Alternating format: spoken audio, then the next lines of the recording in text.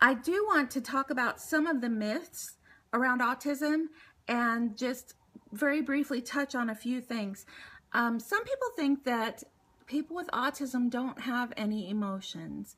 Now, because of the social disability, sometimes they may not show their emotions, but this does not mean that they don't have emotions. They love, they can be happy, they can be hurt, be sad. Of course, they can be angry. They can have the emotions that the rest of us have. Now, some people with autism have described it as kind of having those basic emotions without all of the nuances that other people have, but I don't know if this is widespread or not. So the main thing is people with autism do feel emotions just like you and I do. Neurotypical people don't have the market cornered on feelings. I also want to dispel a myth that people with autism are violent. Now, when the Sandy Hook shooting happened, it really distressed me that they made a big deal out of the fact that this individual had Asperger's. He didn't shoot up his school because he had Asperger's. He shot up his school because he was troubled and he had other issues. It was not his autism that caused this to happen. So please do not think that people with Asperger's or people with autism are prone to be violent, because that's just not true. Another thing is, I already said this, autism is not contagious. It's generally diagnosed when a person is a child, although there's more and more adults that are finding out, okay, I didn't know that I had it, but I've had these behaviors all my life, and now they have ways that they can begin to diagnose it even as young as 6 months old. I also want to emphasize that just because someone is nonverbal does not mean they can't understand you. A lot of times there is a tendency to talk about the person while they're right there as if they can't hear you. They can hear, they can understand, and a lot of times they can understand a whole lot more than you think they can. So treat them as a person, talk to them. You know, if they can't answer you back, then if their parent or if someone else is there, maybe they know sign language, maybe they can point at pictures. There are different ways that they can try to communicate, but don't ever think that because a person with autism can't communicate, that they can't understand and hear what you're saying. So please, please be kind. I also want to talk about the issue of autistic savants.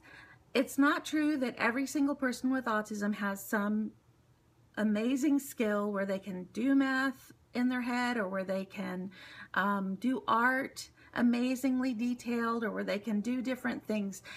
There are some people that can do those things, and it's amazing to see, but that's a small percentage of the autism community. The last thing I read was that about 10% of people with autism have a savant skill, and usually it is like a splinter skill where there's one thing that they are phenomenally good at, like maybe playing the piano, but on the other hand they still have other things that are challenges, but they have just this genius in one area. That is not everyone with autism. So if you meet someone with autism, don't ask, okay, what can you do? Show me some tricks. That's not okay. The last thing I want to talk about is autism is just a different way of processing the world. I think there's such an emphasis made right now on finding a cure. Let's find a cure for autism, but we should not feel sorry for people that have autism. I know there are challenges, and the parents and the loved ones of people with autism, you go through so much and you work so hard, and that is wonderful. That's so laudable, and my hat's off to you every day. But it's not a death sentence. Kids with autism can learn to manage themselves. They can learn to speak eventually. It just takes a lot of hard work. And it doesn't mean that for the rest of their life they're going to be the way that they are when they first get diagnosed. So when you meet someone with autism, don't stare, don't avoid them.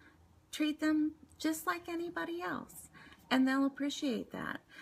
Teach your children also. It was so great. The last school I taught in, I taught a self-contained autism class, and of course we took every opportunity we could to have them mixed with the general population of the school. And there were kids that out on the playground would befriend my kids.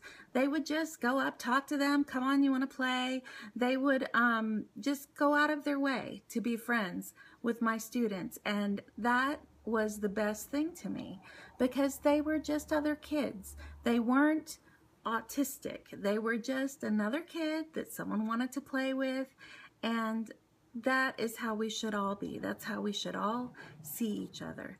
So I hope that something interesting or useful or helpful that you've been able to take away from this. If you have any questions or any comments, please do so down below. I'll be talking more about autism. I'll be talking a lot about